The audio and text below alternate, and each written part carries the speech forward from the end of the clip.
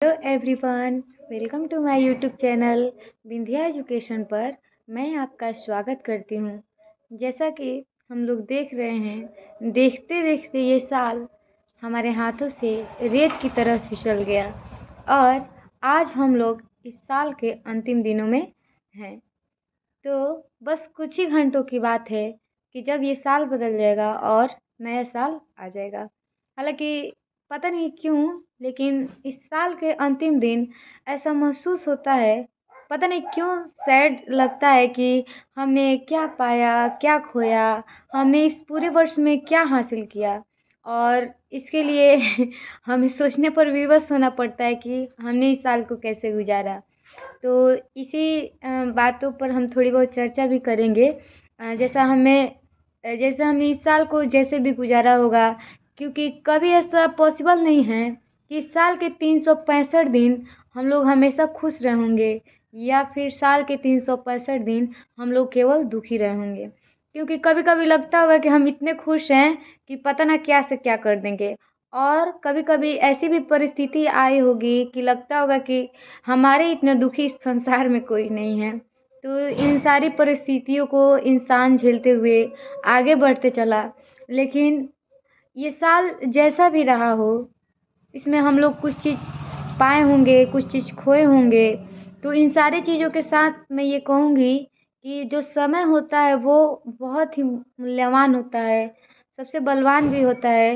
क्योंकि जो चीज़ें इंसान किसी को कभी नहीं सिखा पाता है, वो समय ज़रूर इंसान को सिखा देता है।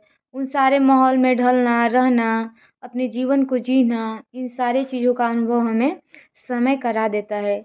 हमने इस साल में सकारात्मक परिस्थिति को भी देखा होगा, विपरीत परिस्थितियों को भी देखा होगा। तो हमें उन सारी चीज़ों से सीखते हुए फिर इस नए साल में आगे उसी उमंग के साथ बढ़ना है।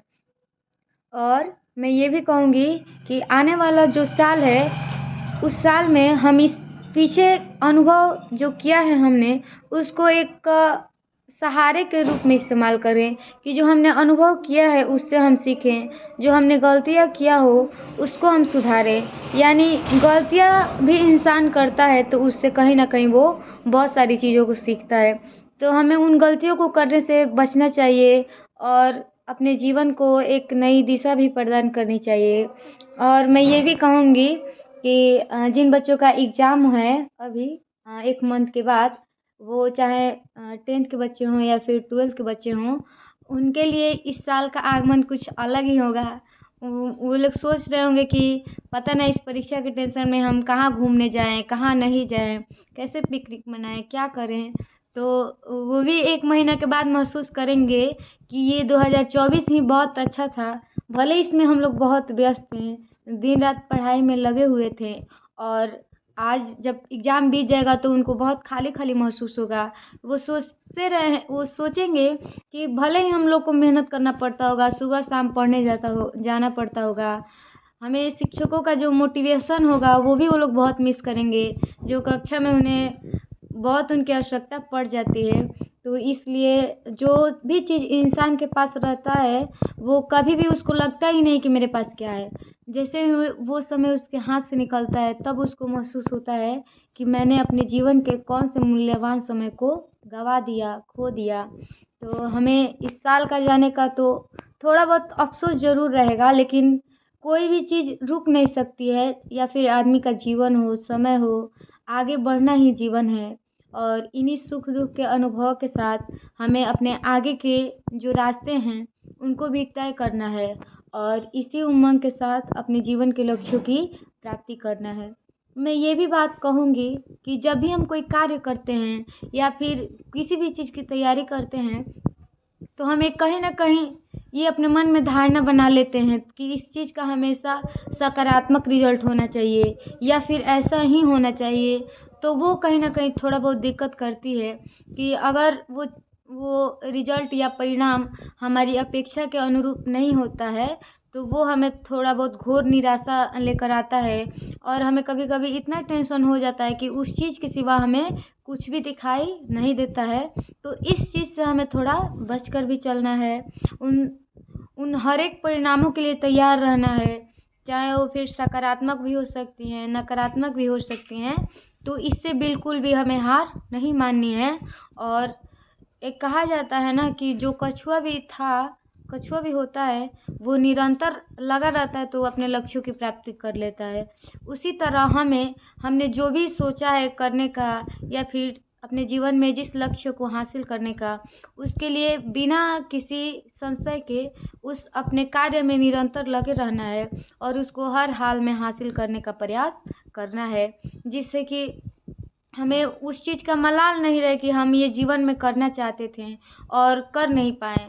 और मैं ये भी कहना चाहूँगी कि ये जो साल है वे तो हर किसी के लिए अपना अलग अलग अनुभव महसूस कराया होगा। तो इस साल के अंतिम दिन को भी हम लोग अच्छे से एंजॉय किए। हालांकि हम लोग सुबह में कुछ कार्यक्रम भी रखा था, तो उसमें बहुत सारी बातें भी हुई, लोग अपने जीवन के अनुभव को भी बताएं स्टूडेंट, और कुछ वो लोग अपने गीतों को भी गाएं। तो इस प्रकार इस साल के अंतिम दिन को ज़रूर हम लोगों ने रोचक बना दिया। और बहुत अच्छा लगा है कि इतने सारे लोग समूह में बैठकर इस साल का अंतिम दिन को हम लोग सेलिब्रेट किए। और कहा जाता है ना कि अंत भला तो सब भला, तो यानी ये साल पता ना ऐसा क्यों अंतिम दिन महसूस होता है हर किसी को कि ये साल में अब लोग, बहुत सारे बच्चे होते हैं जो एक दूसरे को सॉरी बोलते हैं कि हमसे ये गलती हो गया तो हम लोग झगड़ा कर लिए।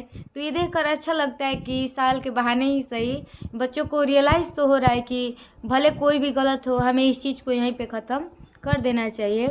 तो मैं ये कहूँगी जो आने वाला साल है हमें उसे हंसी हर्षोल्लास के साथ उसका स्वागत करना चाहिए और फिर से एक नवीन ऊर्जा के साथ आने वाला समय का स्वागत करें और हम अपने लक्ष्यों की प्राप्ति करने के लिए तत्पर रहें।